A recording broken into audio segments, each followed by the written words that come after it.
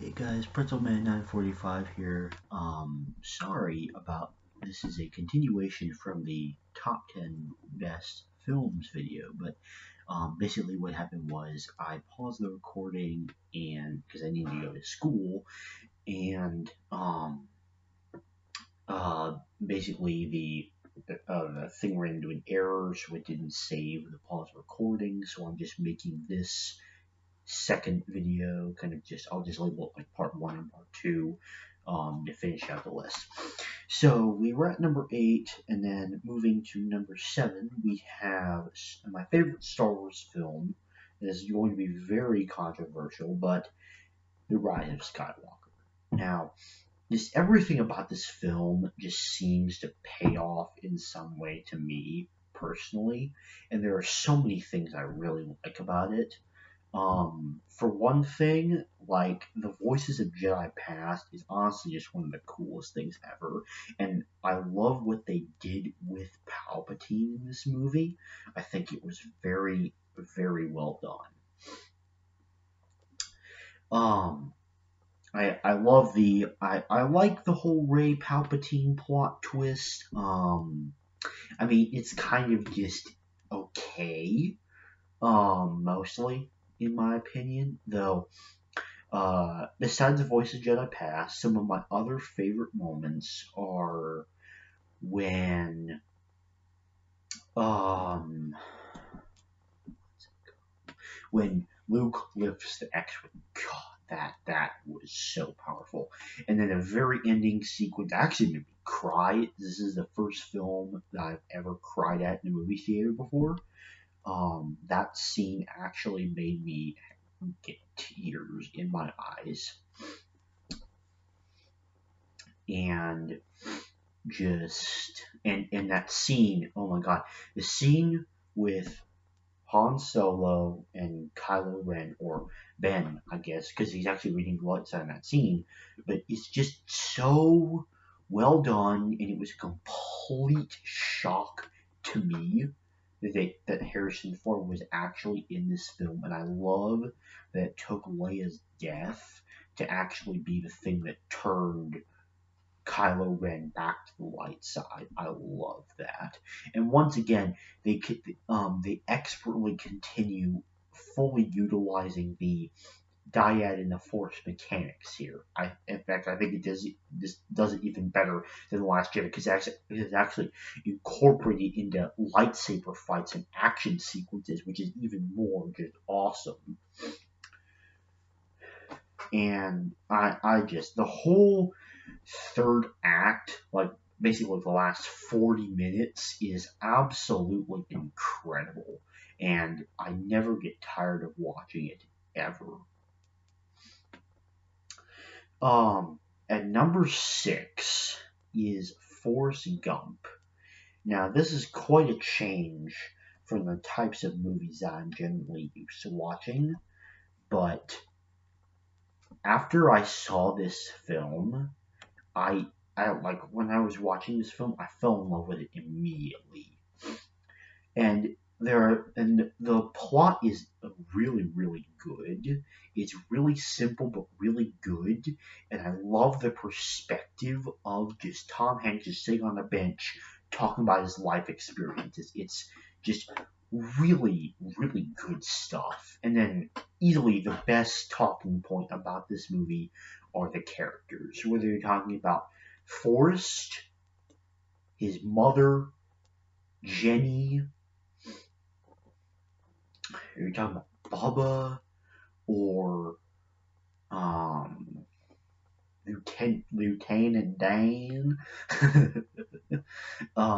like all of them in particular. Like Jenny just goes through this kind of um thing where she kind of gets messed up in life, which is a really relatable thing in life, and she's just kind of traveling everywhere. That's something that's really relatable, honestly.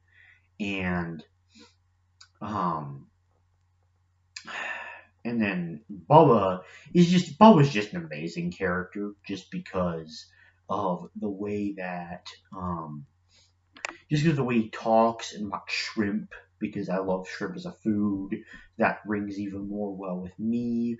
But arc-wise, if you want to talk about the best character in this film, it's got to go Lieutenant Dan, because for one thing, he makes a lot of hilarious quips, which is a plus, but he kind of he has this worldview where like every member of his family has died in war, and that makes him want to live up to to that, which I think is really also really well made. And then like when he loses his legs and he becomes scarred on the battlefield, then you just kind of see this like worldview that he has, this kind of like jaded worldview where he just kind of talks in retrospect about defying God and how he just gets mad when people mention and how crippled he is. And I think one of the best scenes that shows the kind of relationship between Forrest and Lieutenant Dan is in the scene where like the girls are trying to have sex with them, and Forrest is just like, nah, I'm having none of that, and then they call him stupid, and then uh, Lieutenant Dan just chases them out, even though it doesn't really succeed that well. But I think that scene just kind of really demonstrates how like Forrest didn't like being called stupid, and Lieutenant Dan didn't like being called crippled. But the fact that Lieutenant Dan did that for him is just it's really, and of course, obviously, you have this underlying respect that Forrest clearly has for him, because you're always hearing Forrest refer to him as Lieutenant Dan or yes sir, which was really honestly just amazing. And then Forrest's overall character, like this is in my opinion Tom Hanks' best role, and that's hard to pick from because he is such a variety of excellent roles, but I have to say this is his best because he just plays the role of innocent, dumb Forrest so well. And there are also many things memorable about this movie, just like the way they talk, or the different, like some of the lines that Forrest has, and you really also and then you see him in all these different situations, because you see him running, you see him in the military, you see him on a shrimp boat, and you see him running across the country, which you get so many different perspectives during this. And you also just kind of see this relationship that he has with Jenny and across their entire lives, and it's really just something special. And just this Forrest's whole character is so expertly crafted, and the characters are easily the thing that make this movie so good. And moving to another movie that it does an even better job of this is A Beautiful Mind, which is number 5 on this list. Now, this film follows the life story of this scientist named John Nash, who is played by, I think the actor is Ron Howard. Okay, so I just looked it up. It's actually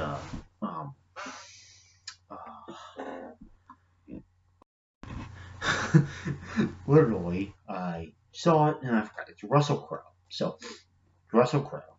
Ron Howard was the one who directed it, I think. Yeah, he was the guy who directed it. So, anyway, the whole movie is just incredibly well made, and there's so many works of genius within this movie. So, starting off, and I think the best character in this film besides John himself is William Parcher, who is played by, I believe his name is Ed Harris. Yeah, his name is Ed Harris, and he plays this actor so well as this agent of the U.S., and his dialogue throughout the movie is acting like John is this soldier or member of the military, and he just needs to remain tough to beat the Russians, because this is set in a time where communism and like the fear of the Ruskies, or whatever you want to call them, was like in full swing. And I think that they fit the tone of that expertly into this movie. Like, I think that um that just whole thing is amazing, honestly. And there are two other characters you could argue are just as good as William Archer, if not in some ways better. The first of those is the character that Paul Bettany plays, and besides in his roles in Marvel movies, this is easily my favorite Paul Bettany role in a film. And honestly, this and his Marvel roles make him one of my favorite actors. And basically, in this film, he manages to be this kind of roommate that's always there for John.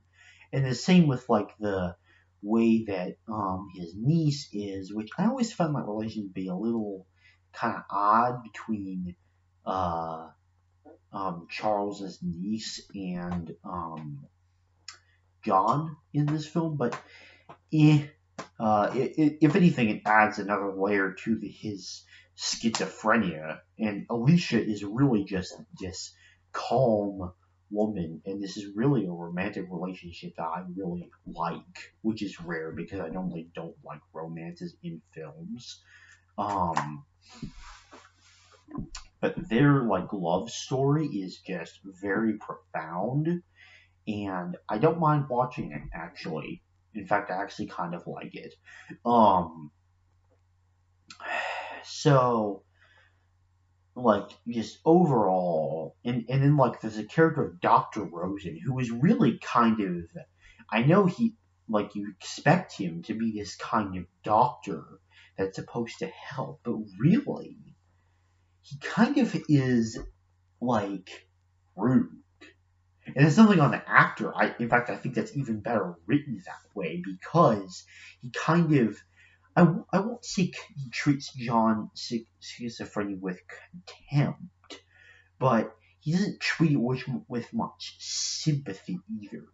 Like, he's this really kind of one-note type character that just kind of speaks in one way, and that's kind of very cynical, but also not cynical. It's hard to describe. It's like this, not, it's like this, very, apathetic tone that really just kind of, like with the treatments he suggests, it just shows he's very kind of apathetic of John's situation and doesn't feel much sympathy for him. But there's also, like a doctor who tries to help his patients and stuff. And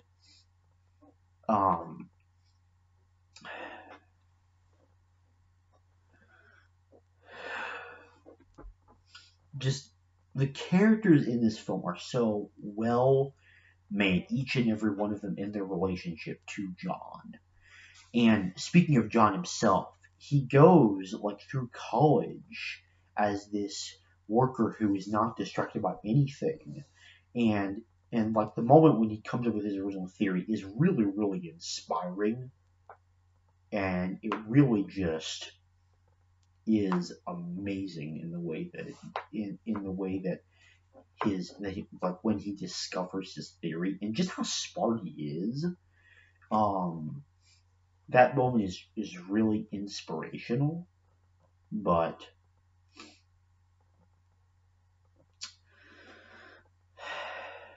and then like around the middle of the movie or so a little further in, he gets recruited by after doing this, after helping with something at the Pentagon. He gets invited by Parcher to join this thing with the U.S. military to like decode Russian intel, and because he's a very very good natural code breaker, as uh, Parcher says in the film, and you see John just kind of going ridiculous with this code breaking, and eventually, like, there's this scene, which I think is one of the best, like, action-packed scenes in the movie, because it's this kind of chase scene where Parcher is just trying to shoot, and then he calls John a coward for not handling a gun. And that whole dialogue interaction is just amazing and incredible. And it's really where the peak of John's insanity is. And and then a little bit later in the film, you see this, because he's so paranoid about Russian spies at this point, that when he sees Charles supposedly at the doctor, that he thinks, Dr. Rosen, that he thinks that Charles was a Russian spy. And I only just noticed that little detail, like when a recent rewatch of the movie, but I think that little detail is such a well-made, is such an excellent tiny detail with the writing that just shows how incredible the writing to this movie actually is. And then the way that they use John, and like the hints to John's schizophrenia are so subtle that until you've watched it several times you wouldn't notice them at all. But just every one of those hints, of which there are several, by the way, every one of those is absolutely amazing when you consider how it relates to what his schizophrenia is like, because they are so subtle, like incredibly subtle touches that really just improve the story of the movie as a whole. Now, when you're talking about afterward, they really delve expertly into like what his what his views are like, and how these people are talking to him, and how he can still see them, and how they're still communicating to him, and how his medications is causing him to avoid like stress or whatever. And then the moment where he and Alicia recuperate with each other is just amazing as well. That is another incredible point in the film.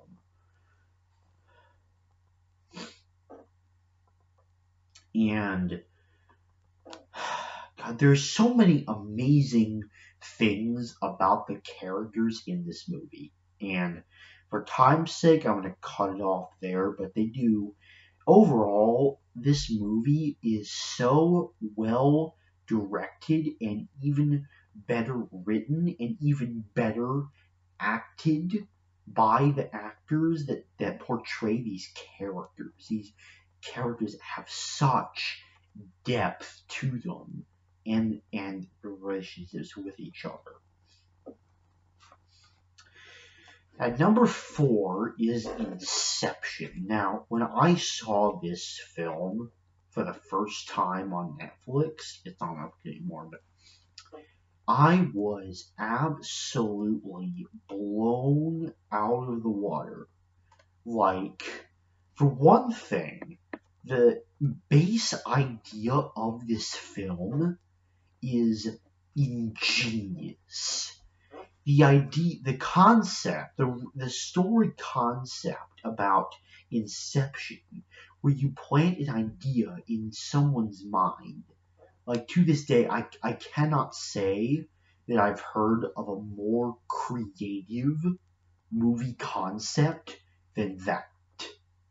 And now Christopher Nolan obviously directed and wrote both of these films, and they are truly excellent. Believe me. This film. I said these films. But both of them are absolutely excellent. Both of them. There I go again. The writing and the directing is excellent, and the actors are amazing. In particular, Leonardo DiCaprio as Cobb. Though all the other supporting characters each have their own individual charm. Of the supporting characters, my favorite has always been Eves, I think, but that's besides the point. Now the idea behind there is literally so much that they do with that while exploring the different kind of depths of it. So we get into the main plot of the film, which is where their hirer, who actually comes along with them on the journey, is this person that is this energy businessman that wants to stop the son of another big energy company, the heir to it, to stop that from happening. So pretty basic like format that they've got there already, but the guy named Mr. Sato hires Cobb and his crew to do it, and all the different characters really do get their own moments to shine in this film, which is really why one of the many reasons I love it is because there's like the world, the characters is great, but also the world building. Like this movie has an amount of world building like I've never seen I've seen very few movies before. And when you're talking about how like they just managed to shoot all of it and just implement the idea into it. And then, of course, there's the whole idea about like dreams, and then the dialogue that like Cobb establishes, which just really like kind of ups the complexity of the movie. And another plus point, the action is incredible between the amount of surprise twists and just incredible like shot action scenes, in particular with the rotating hallway. That is just really, really cool.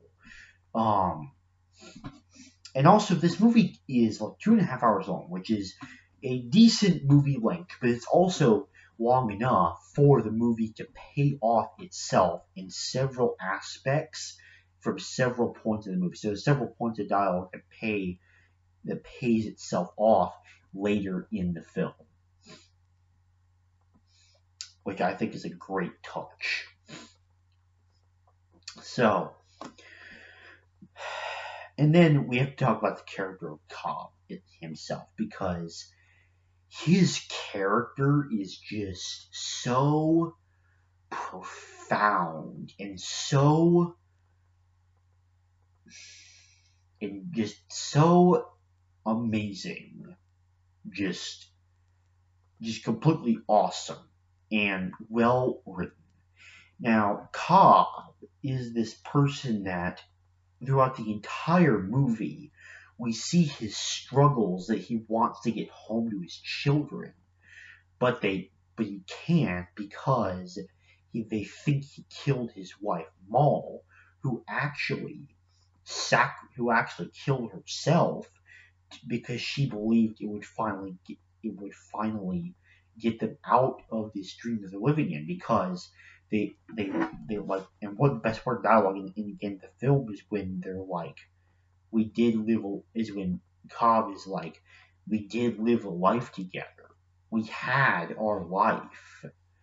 But like Moll doesn't remember that. And so and it creates this really interesting dynamic between like the fact that he sees Maul and he brings her presence into several of these dream states, and Maul constantly ruins the scenes where she is, because Fisher, who's like the energy guy, the hair, at one point she shoots him, which causes them to have to go down another level to where Maul and Cobb like had their life together, which is amazing. Like that kind of conceptualization is just incredible. I have no idea how they managed to like think to come up and think up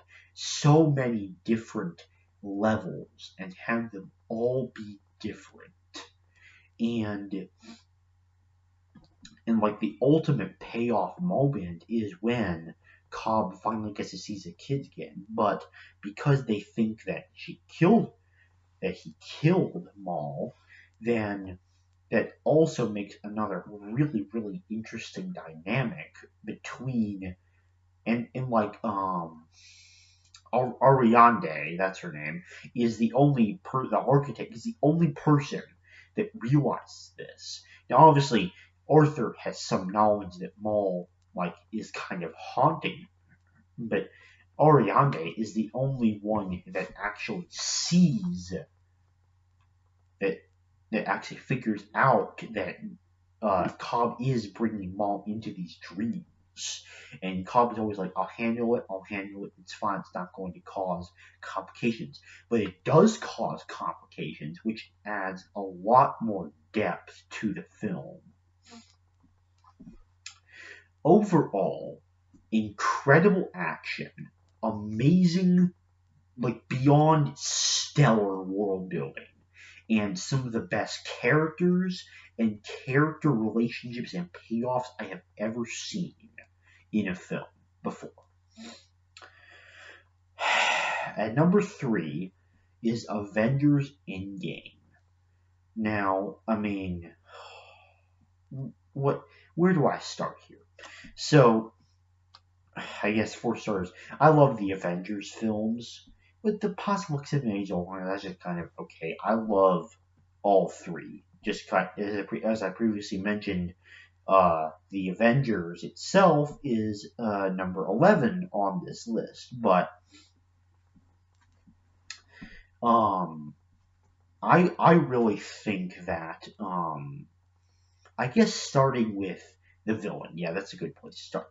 So, and I've already gone hugely in depth as to why Thanos is my favorite movie villain in my top 10 favorite movie and TV villains video. So if you're interested in hearing about that, go check out that video. But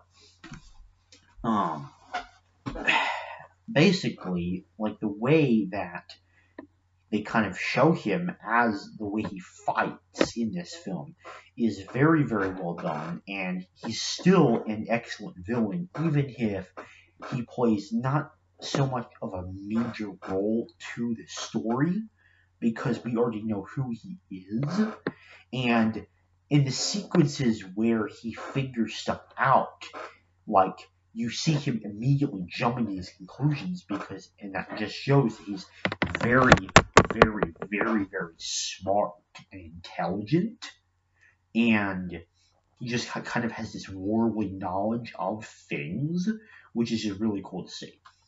And then, of course, you have the characters. Now, Captain America's character is really, really cool because he just kind of is like this sort of he just, if this doesn't work, then I don't know what I'll do. Like he kind of feels like this is the last. Like this is it. Like if this doesn't work, nothing else can. And I hear some people saying that the time travel thing is messed up and it's not very good, but I have to completely disagree. I think they really handled the time travel mechanics with like really well, and also leads to some absolutely hilarious lines of dialogue referencing many past time travel movies. Um, and essentially, once you get into the thick of it, you really get to and then you get to Tony, because his biggest thing is keep what he is like he like I'll quote it from the movie if as best as I can remember. Bring back what we lost, yes, but keep what I found, absolutely. And that line of dialogue really, I kind of think, sums up his entire character, and how he needs, how he, like Pepper says, like trying to get you arrested for one of the biggest failures of my life, and because he never stops until the very end of the movie when Pepper's like, you can rest now. And then, honestly, the payoff when he snapped his fingers and says, I am Iron Man, is such a payoff to the original Iron Man movie, and I love that one a lot. Especially because of the mechanic that, not the mechanic, the relationship between Thanos and Tony is exemplified here. And you just really see how different he's become, and how much it's changed. And I've heard also some people complain about Fat Thor, but I personally think that it is a really good direction for for them to have taken his character, because he was really kind of this now I'll talk about this later, but when he's talking about how just about how much he wants to kill Thanos for everything he's done in Infinity War, and then this Fat Thor, and like when he speaks his name, and the fear that it caused him is just really gripping, and it really shows that the Russos had a knowledge of the character when they were writing it, right, and directing the movie.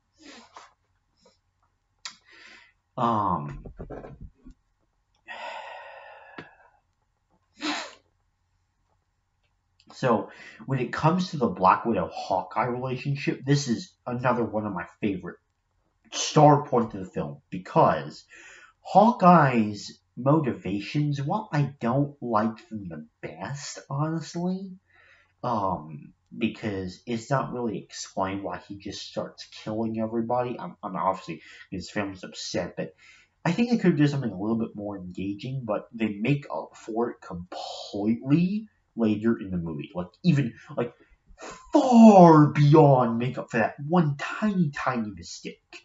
So, they basically repeat the Vormir sequence, which was already one of my favorite scenes of all time, and easily my favorite part of Infinity War, as a scene, anyway.